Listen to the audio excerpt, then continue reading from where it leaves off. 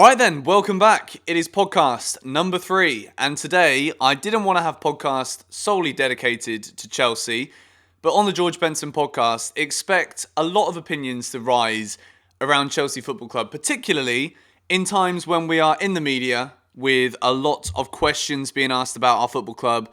I usually use Twitter just to voice all of my opinions about who we should sign, what I think of these current players, what I think about the current stories regarding some of our fans, what I think about our club in general. And of course, there is an element of bias on occasions because I have worked with the football club in the past. And one thing that I want to make really clear for all of my future podcasts and everything else is that despite working with the club on presenting some of their online strands, such as On the Road, the series where we're going abroad with the Europa League, we've been to Belarus, we've been to Hungary, it's been a lot of fun. I am still, by heart and by nature, a Chelsea fan who has opinions the same as any other fan about things that are not going so well, things that are going well, and I'm not this robot who's just going to spew out whatever the club want me to say, because quite frankly, that has nothing to do with our relationship whatsoever. I'm simply a presenter who happens to be a Chelsea fan also. Now, I'm going to be doing a podcast in the coming weeks, probably next week actually, with a good friend of mine, Rory Jennings. He's a big Chelsea fan.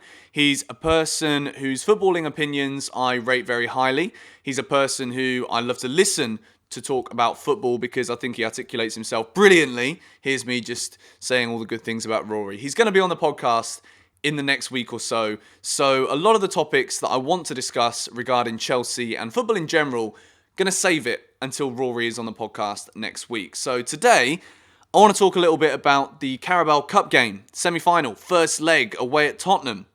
Now, I was there and it's quite funny. It was the first time I've ever taken my girlfriend, Tilda, to a Spurs away game. And for me, it's the biggest of the season. I remember last season in the Premier League, that famous day where we won 2-1, the double from Marcus Alonso. And I don't think I can ever remember being as hungover at a football game as I was that day. It was a nightmare, quite frankly. And I didn't expect us to win that game. And then Alonso buries a free kick, Spurs level, and then he sticks it in the bottom corner with less than 10 minutes to go. Elation, ecstasy, emotions like you've never seen before. It was incredible. And I took Tilda to the game on Tuesday night, and we had 2 separate seats. So she was sat near the front, I was sat about 20 rows back. And we had about 15 minutes until kickoff when we first arrived. And I walked her down to her seat. I thought, I might as well just see where she is. Maybe we can swap. Maybe she can go up and I'll stay down.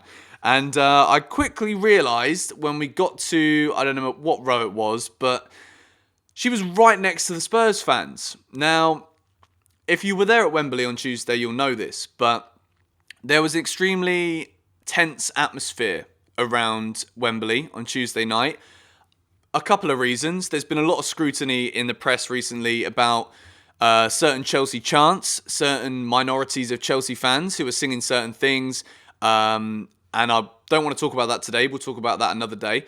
But there was that and the fact that it is an evening kickoff at Wembley between 2 of the fiercest rivals in the Premier League. Spurs versus Chelsea. There's always been a rivalry. There's a massive rivalry. For Chelsea, it's our biggest. For Spurs, they'd probably say Arsenal, but it's still a massive one nonetheless. So around the stadium, there was a heightened police presence. And that already made everything a little bit nervy. And then when we got to the stadium and we took Tilda down to where she was sat, right next to the Spurs fans, there was a load of stewards all down the side. And then there was about 6 or 7 seats blocked out to separate, obviously, the home fans and the away fans. As soon as I saw this, I was reluctant to go back to my seat, which was 20 rows up and a bit further into the middle. So I stayed there, and the stewards didn't really know anything. It doesn't really matter. Away fans always do it. Just bundle in and just be together there with your mates. It was that kind of vibe. And about 6 minutes into the game, all of the stewards have come down and they flooded down the side of the seating, and they're all stood up and they're all telling us to sit down. And if ever you've been as an away fan to a game, you don't sit down. Away fans always stand up. You're always singing. It's part of the fun. You're the group that do stand up. And they were adamant, sit down. And fortunately, I wasn't the only person who was defending, we're not going to sit down. It's just not going to happen. I was on the end, so I was saying to the stewards, look, if I sit down, I'm not going to see because the person in front of me is not going to sit down. Quite frankly, if I sit down, you're in the way. The steward's in the way because he's covering half the pitch because they're stood up as well. So that was never going to happen. And I never went to my actual seat. I stood there with Tilda and there wasn't really any trouble. There were a few chants that were sang that I did hear that were, again, things that shouldn't be being sang at football matches anymore. Or ever, for that matter. And there was also some from the Spurs fans as well, which kind of antagonises the situation a little bit more. As I said, I'll go into this at a later date. But it was a tense atmosphere, is what I'm trying to get to. Very, very tense atmosphere. And as for the game itself, which is obviously the thing that matters more than any police presence or whatever else side stories to do with the game that there may be, the main story from the game was the VAR decision, the video assistant referee who said that Harry Kane was onside, and subsequently the penalty was given, and Spurs score and win the game as a result of that individual decision. Now, I've seen all of the analysis of this. As a Chelsea fan who wants answers when there's a questionable decision that goes against your team in a massive match in a semi-final of a derby, I've seen it all, and my opinion is it's a penalty. And Spurs have rightly won the game due to the laws of the game. Kepa's brought down Harry Kane. Again, there's questions about whether or not Harry Kane was a little bit theatrical with the way he went down. I think he was a bit theatrical, but I think everything aside, it's a penalty. Now, the issue that I have is not that I'm a biased Chelsea fan who's annoyed. It is more the case that if we're going to use VAR in football, it is going to disrupt the natural, fast-flowing nature of the game. This is something that's going to happen if we allow technology to become part of it, to get better decisions, to eliminate all of these what-ifs, it should have been this, it should have been that. If we're going to make football more fair in that sense, there's going to be disruption. There is going to be times where, as fans and the players on the pitch are going to be sat there waiting, wondering when play's going to start again. We've seen it with rugby and with football. And the nature of the game, it is something that's very difficult to get used to. There was like a 90 second to 2 minute break while we waited to see if it was a penalty on Tuesday night. And it had the opposite effect, actually, in the stadium. If you were at Wembley on Tuesday, I think you'd be able to agree with me on this. The Spurs fans were obviously singing and excited because they were pretty sure they were about to get given a penalty and a chance to go ahead in the game. As a result of that, the Chelsea fans are obviously giving it back because, we don't want to be drowned out. We're the away fans. We're there to make a noise. We're there to be heard. And it actually made the atmosphere during that 90 seconds very heated in a good way. It was a proper cauldron. Wembley's often very quiet. And it was really good in that 90 seconds, the atmosphere.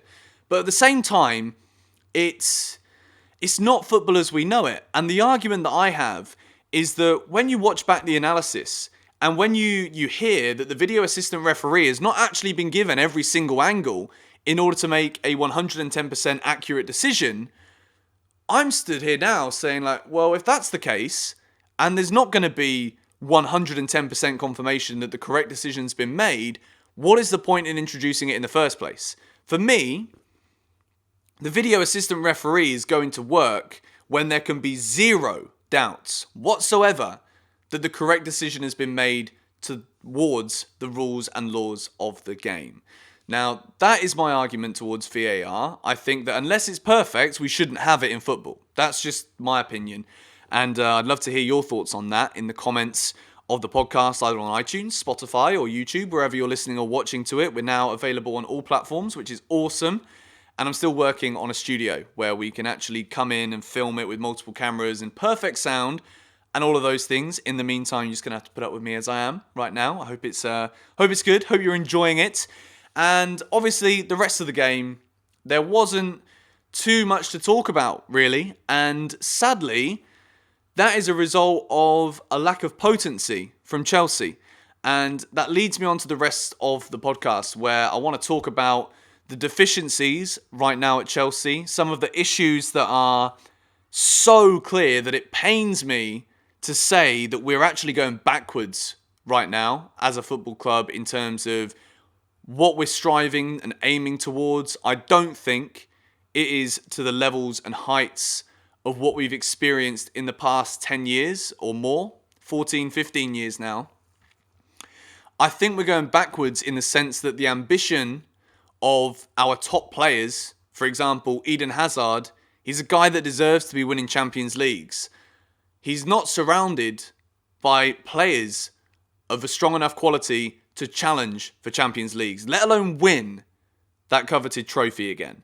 I think at the moment, I'm absolutely baffled by the fact that our best and most exciting youth prospect in recent years, Callum Hudson-Odoi, is more likely to be sold to Bayern Munich than to become a focal point and a starting player in this team. I think it's absolutely crazy. A man of his talent, he's English. It's a rarity these days to see a young English player come into a top side. And I would love, and I think I speak for all Chelsea fans when I say this, we would love to see Hudson-Odoi given a chance. Okay, he's a youngster, he's going to make mistakes. But right now, the players that we're comparing him to in the same position are making mistakes on a far more frequent basis than when Callum Hudson-Odoi is playing. And I don't want to sit here and make this podcast about me bashing Willian. For example, I've been Willian's biggest fan over the years. I've always defended him when he's had a hard time from from a large number of Chelsea fans. I've always been a big fan of Willian. And I think, again, his song is another one that always gets people singing at Stamford Bridge. I think he's obviously been a part of our side now for many years. And the fact that he joined us instead of Spurs has always put him on the right side of Chelsea fans. However, there are a lot of people who are very critical of Willian, and until recently, I've been away from that group. However, he's 30 years old. Supposedly, there is a bid on the table from Barcelona to allow a 21-year-old Brazilian, Malcom, to come in, Willian to go out. Now, my argument right now is I would rather see Callum Hudson-Odoi play in this team than Willian. My same argument is also I would rather see the club sell Willian than sell Callum Hudson-Odoi. Not just because I want to see a youngster play, but because I genuinely believe that Hudson-Odoi offers more to this team right now than Willian does. And that is regardless of his age, regardless of his experience. Now, it seems to me that Chelsea, as a club, as a board, as a collective of players, rate Willian so highly that he is one of the players whose position in the squad is almost guaranteed. Now, I don't know whether this is because we seem to be losing a lot of the core of the team. We've been blessed over the years to have a team of a spine of Petr Cech, John Terry, Frank Lampard, Didier Drogba. All of those guys are gone now, and we're building up from the bottom again. And if we're going to lose Cesc Fabregas, which is 95% done, that he's going to Monaco and he's never going to play a game for Chelsea again, if we're losing experienced players like that, it seems as though the club are reluctant to let another 30-plus-year-old player who's playing week in, week out go, regardless of his form.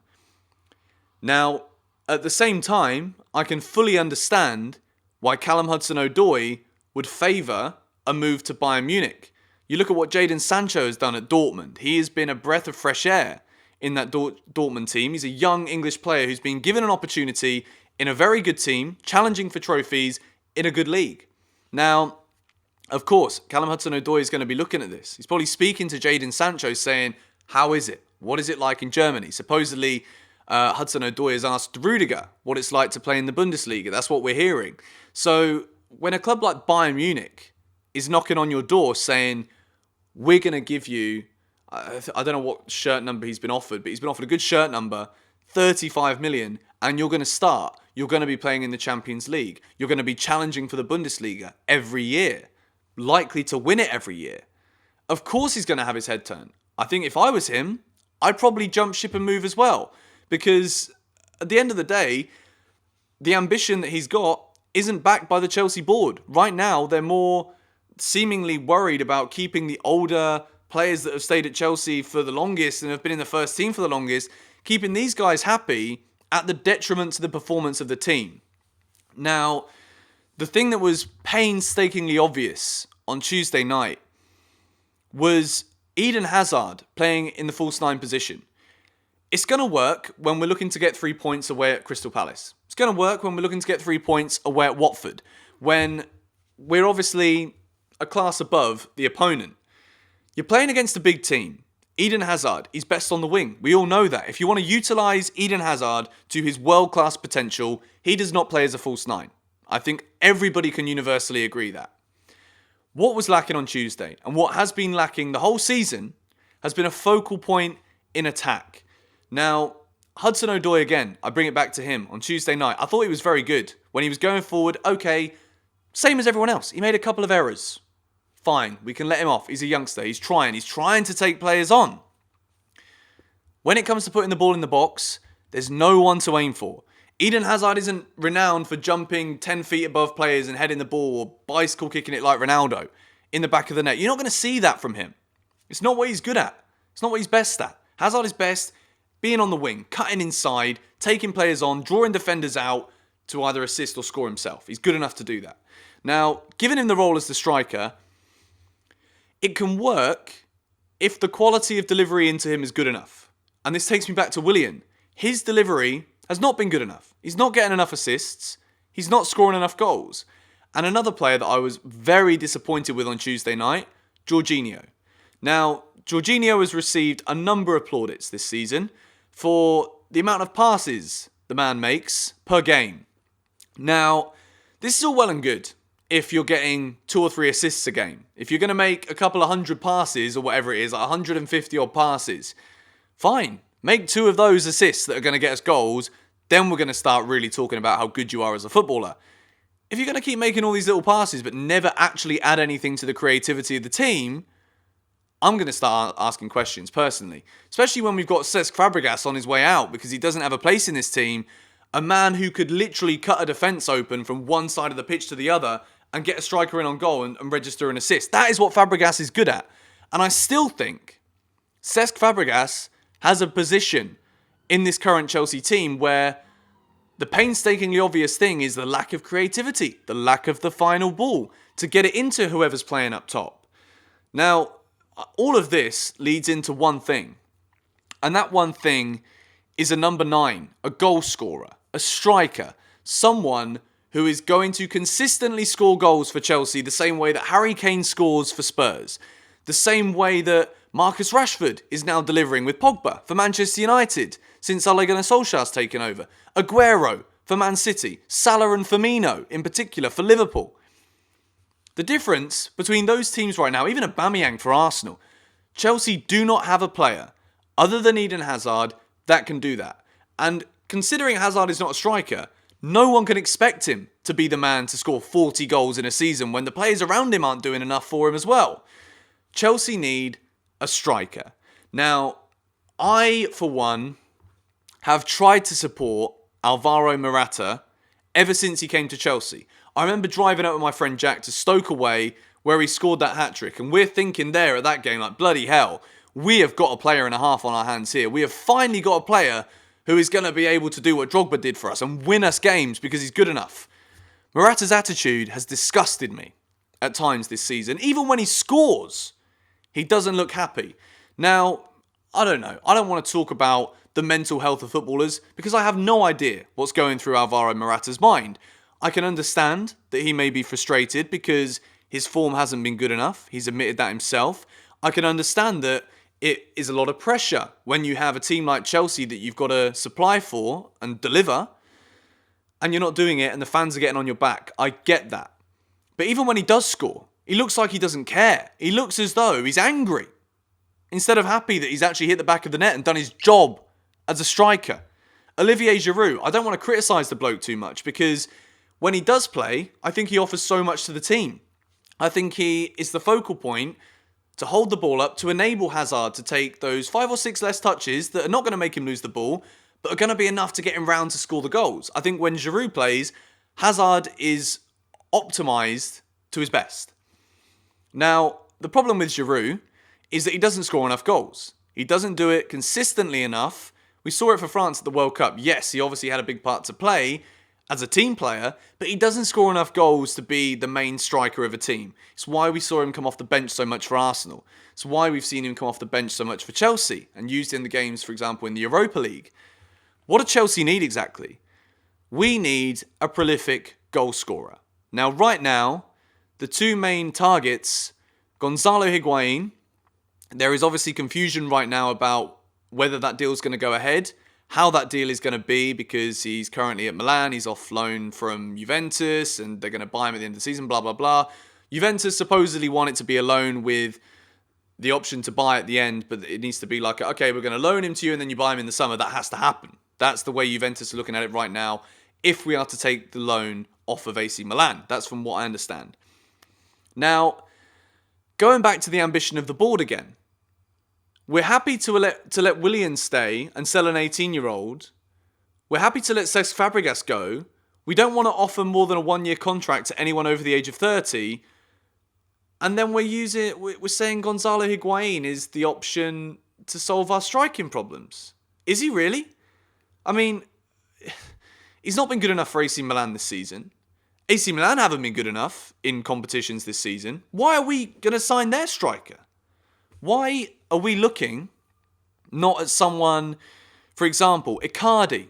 Look back to the summer. We're talking about potentially Lewandowski. These are world-class strikers who would solve the problem, who would be able to get us 25 goals a season to actually make us challenge for the Premier League. Hopefully next season for the Champions League, if we finish in the top 4 again, or if we win the Europa League, whichever way we get back in it, we have to be in it to be considered a big club challenging for trophies. I'm not for 1 second saying if Chelsea finish 5th this season and don't win the Europa League, we're no longer a big club. I'm not saying that. But in order to challenge and to be the best club, which we've been used to being over recent years, we've won the league, we've won the Champions League in 2012, that is what we need to be fighting for. And quite frankly, is Gonzalo Higuain going to take our club from what we're at now to that level? No, he isn't. And yes, I understand that Icardi might not be available. Lewandowski might not be available. Callum Wilson is another target that we're talking about. We're talking 50 million. Again, he's a player I like. He's an English player. He's 26 years old. 50 million pounds. Callum Wilson. Is he going to make us compete with Man City and Liverpool? No. I don't think he is. And at the moment at Chelsea, we are in a phase where it is, as much as it ever has been in the past, we're on the rocks right now. There are so many little things that could go against us, or they could work for us. Hazard might leave. He might sign a new contract. We might keep our brightest young youth prospect, Hudson-Odoi, or we might sell him to Bayern Munich and then have an uproar about it because no one wants him to go. There are so many things that can happen at Chelsea Football Club right now that worry me, because if one goes wrong, the chances are it could be the catalyst for a lot of things to go wrong. And if there's one thing, as a fan who has loved the flavour of success in the last 15 years, if there's one thing I don't want to do, it's go the way that Arsenal went under Wenger, where we're celebrating Champions League because it's all we're good for, really. That is what we have to look forward to every season. We're not winning trophies. We're not really challenging for trophies. We're just getting the top 4 because it's enough to make us some Champions League revenue. No, scrap all of that. We've got a player who is world class, one of the best in the world, Eden Hazard. We've got Hudson-Odoi. We've got a new manager who's got great ideas with no plan B. The reason he's got no plan B, the personnel isn't good enough on the pitch. Now, I don't necessarily think it is all to do with the winger situation. I think that Pedro is still a great player to have in the squad. I think he's an experienced player that I want to keep at Chelsea, and I still think he has a part to play. I do think Willian does potentially have a part to play, but I don't think we can ignore the offer that's come in from Barcelona, and then it gives us the opportunity to strengthen. It gives us the chance to bring in some more creative players. And at the moment, there's talk of Barella from Italy. I think he's currently playing at Torino, and I've heard some reports that he is the Italian version of Steven Gerrard right now, which wouldn't mind that at Chelsea. I'm not going to lie. We could do with a player like that. And then there's Paredes from Zenit. And to be honest, I've not seen enough of him to be able to give you a proper opinion on whether or not I think this is going to be a great signing for us. But quite frankly, I don't think it's going to be enough even to bolster the squad to be able to allow us to compete right at the top. And as a Chelsea fan, all I'm worried about is winning trophies.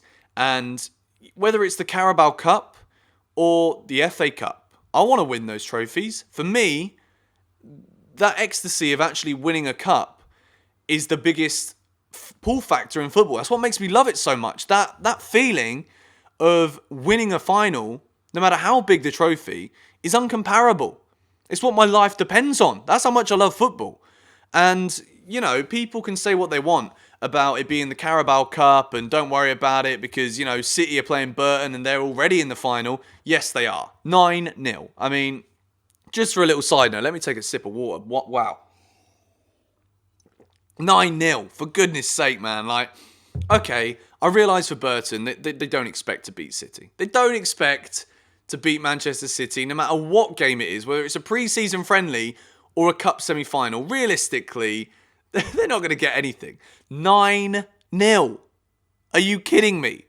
It is almost like I put a tweet out saying that there's no point Burton playing the second leg. They might as well just rage quit and take the 3-0 loss, 12-0 on aggregate. It actually looks better at the end of the second leg if they lose it 12-0 after the humiliation almost in the first leg. But it's more than that.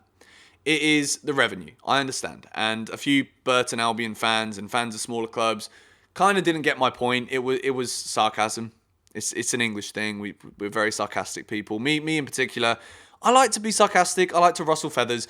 And Man City are in the final. And I'm sure Pep is, you know, chomping at the bit, as they say, to get another trophy under his belt. And as a Chelsea fan, seeing us compete for trophies, even the Carabao Cup, I'm buzzing for that return leg against Spurs. I can't wait for it. I really want to beat them, not just because it's Tottenham, but because I want to get to a final at Wembley. I want Sarri to win his first big trophy as a manager. I want to see that happen because it is a catalyst for positivity moving forward. And I wish, and this is where I want to wrap up the podcast today, I wish that it seemed more like the club were thinking as high as we are as fans. We want to keep tasting the Premier League wins. We want to have another crack at winning the Champions League. We want to keep winning FA Cups. We want to keep challenging for the Carabao Cup. I want to win everything. And right now, it seems as though there is somewhat of a lack of ambition from the board at Chelsea. And I think that in times like this, where we might lose our best player, even if we do finish in the top four and win the FA Cup this season, Hazard might still leave, which will leave a huge gap and a huge quality that we will need to replace. That is possible, and I think that in order to keep things moving forward at the same rate of Liverpool, Spurs, Man City, there needs to be a backing where we are looking to sign players that are going to enable us to challenge the big boys at the top. Now, that is my opinion. I want to go into a lot more detail about goings on at Chelsea and goings on at the moment in football. And I will talk about that with a couple of guests that I've got lined up. I've got my good friend Jamie, who is a Nottingham Forest fan, who have lost Karanka, I believe. I think he's asked to leave or something. There's a load of stuff going on with that. And a lot of you have been asking for me to touch upon the lower leagues as well in the podcast. And it's definitely something I want to do. Jamie's going to be a guest on the podcast very soon. As I said earlier on in this episode, Rory is also going to be coming on the podcast. And I certainly want to increase the conversational element of these podcasts. And I'd love to hear what you guys think about what I've said. Whether you're watching this on YouTube, of course, on YouTube it's easier. Leave a comment in the comment section below with your thoughts on what I've had to say today. If you're a Chelsea fan, I'd love to hear what you think, where you think the club are heading right now. Whether you want to see Willian sold, whether you think he should stay, whether we should be building the team around Hazard and Hudson-Odoi and bringing in a new striker. I want to know your thoughts on that. Who could that personnel that we bring in be? Who's available? Who would you settle for right now? And what is going to make that difference for Chelsea going forward? Because there is a few things that need changing. I think that we've got solid enough defence right now. Questions over the performance of some players, but I think we certainly look a lot more solid defensively now than we have done. And I think that number 9 issue going forward is the key thing to address in the transfer window. We need to replace Fabregas because, well, those assists aren't going to replace themselves. And I think an improvement of a few individual performances is needed. But let's not worry about it too much. We're still in the Carabao Cup semi-final. We've got a great chance going into the second leg. We're still in the top 4. We're still in the Europa League. And we're still in the FA Cup. It's not all doom and gloom. It seems as though I've just said a load of negative things today. It's kind of just off the back of a defeat and in a period of turmoil where there are so many stories coming out of the club that I don't like. It kind of fuels a bit of a negative outlook on things. But anyway, going to wrap this up now. Thank you for watching and thank you for listening. If you're listening on Spotify and iTunes, be sure to follow the podcast, subscribe to the podcast, leave a like if you're on YouTube and you enjoyed this. And of course, I always want to hear what you have to say. So if you don't have a comment section to comment in, send me a tweet. It's at Mr. George Benson. Same on Instagram. I am always keen to hear what you guys have to say. Thank you very much. Have a great weekend, and I will catch you all very soon. Goodbye.